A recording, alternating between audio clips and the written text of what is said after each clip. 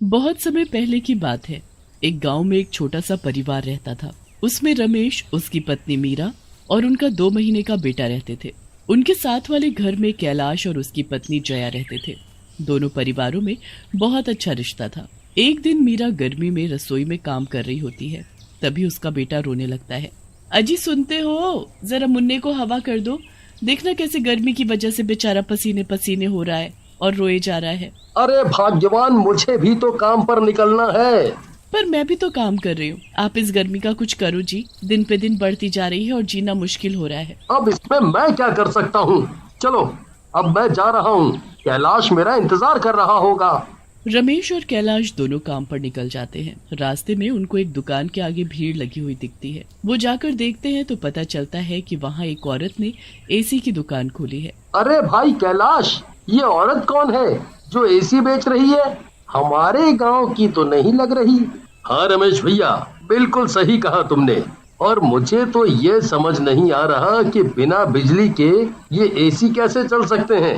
चलो जरा चलकर इससे पूछते हैं। दोनों दुकान में जाकर उस औरत से पूछने लगते हैं।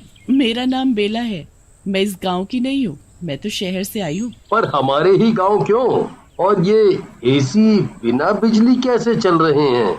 यही तो कमाल है मेरी एसी का, कि ये बिना बिजली के चलते हैं और बिल्कुल ठंडी हवा देते हैं। आजकल शहर में जाने कितनी नई नई तकनीक आ गई है, आपको नहीं पता। और मुझे पता चला है कि इस गांव में बिजली नहीं है और यहाँ के लोग बड़े ही परेशान हैं। तो मैंने सोचा कि क्यों ना मैं अपनी दुकान यहाँ ही खोल लूं, यहाँ काफी अच्छी चलेगी। हाँ, पर यहाँ तुम्हारी दुकान नहीं चलेगी। इतनी महंगी चीज यहाँ किसी के बस की नहीं है खरीद पाना। अरे भैया, कोई महंगा नहीं है ये एसी, बस 2000 रुपए का है। आपको यकीन नहीं है तो ऐसा करो कि आप बिना पैसा दिए ही एसी ले जाओ। जब अच्छे से इस्तेमाल करके आपको यकीन हो जाए तो पैसे दे जाना। ये औरत इतने भरोसे के साथ बोल रही है तो एसी बढ़िया ही होगा। मैं तो कहता हूँ कि आप एक एसी ले ही लो। मीरा भाभी को बड़ा ही आराम मिल जाएगा। हाँ, वो पूरी रात मुन्ने की हवा करते करते ही निकाल देती है। मुन्ना भी फिर चैन से सोया करेगा। रमेश उस दुकान से एक एसी खरीद लेता है। मोहन की तरह कुछ और लोग भी उस दुकान से एसी खरीदते हैं। रमेश खुशी खुशी वो एसी लेकर घर जाता है। अरे वाह जी, आप तो बढ़िया चीज लेकर आए हो। अब तो हम चैन से ठंडी हवा लेंगे।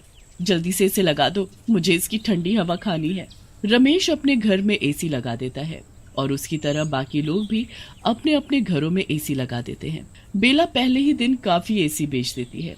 वो बड़ी ही खुश होकर अपने घर जाती है और फिर एक चुड़ैल में बदल जाती है। कितने पागल लोग हैं इस गांव के जो इतना भी नहीं समझ पाए कि बिना बिजली के एसी कैसे चल सकता है। अब इनको पता चलेगा कि कैसे एसी की जादुई हवा इनको हमेशा के लिए सुला देगी और फिर पूरे गांव पर मेरा राज होगा। ऐसे ही धीरे धीरे मैं पूरी दुनिया को सुला दूंगी और बस फिर पूरी दुनिया पर मेरा राज चलेगा।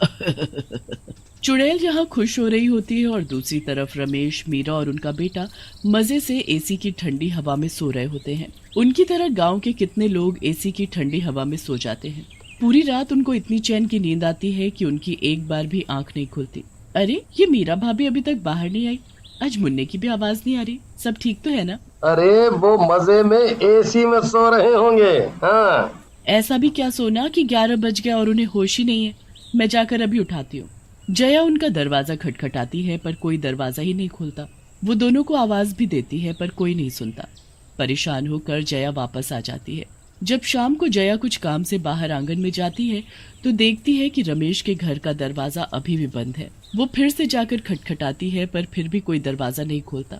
अब तो जया को चिंता होने लगती है। वो वहाँ 2-4 लोगों को बुलाती है जो दरवाजे को तोड़ ही देते हैं। अंदर रमेश, मीरा और उनका बेटा आराम से सो रहे होते हैं। जया जल्दी से जाकर उन्हें जगाती है पर वो तो टस से मस नहीं होते। कैलाश जल्दी से डॉक्टर को लेकर आता है। डॉक्टर उनको चेक करता है तो उसे भी कुछ समझ नहीं आता। डॉक्टर वहां से चला जाता है और वो तीनों सोते रहते हैं। उन तीनों को सोते सोते पूरे 24 घंटे बीत जाते हैं पर वो नहीं उठते। उसके बाद गांव के कुछ और लोगों के बारे में भी यही सुनने को मिलता है कि वो उठ नहीं रहे। अब पूरे गांव में ये बात आग की तरह फैल जाती है कि आखिर ये हो क्या रहा है। जया और कैलाश मीरा और रमेश के बहुत ही अच्छे पड़ोसी होते हैं और वो उनके लिए बहुत चिंता में होते हैं। जया तो एक पल भी चैन से नहीं बैठती। वो बार बार मीरा और रमेश के घर में जाकर उनको देखती रहती। एक बार जब वो वहां जाकर उनको देखती है तो उसकी नजर उस एसी पर जाती है। ये कमरा कुछ ज्यादा ही ठंडा हो रहा है, कहीं ये एसी इन लोगों को नुकसान न करे। मैं इनसे बोलकर सबसे पहले इसे ही बंद करवाती हूँ। जया घर जाकर कैलाश को बोलती है कि एसी को बंद कर दे, कमरा बहुत ज्यादा ठंडा हो रहा है। पर कैलाश को वो एसी बंद करना नहीं आता था।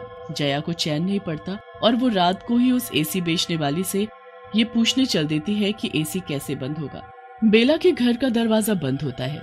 जया दरवाजा खटखटाने ही वाली होती है कि उसे अजीब सी हंसने की आवाज आती है। अरे ये इतने अजीब तरीके से कौन हंस रहा है?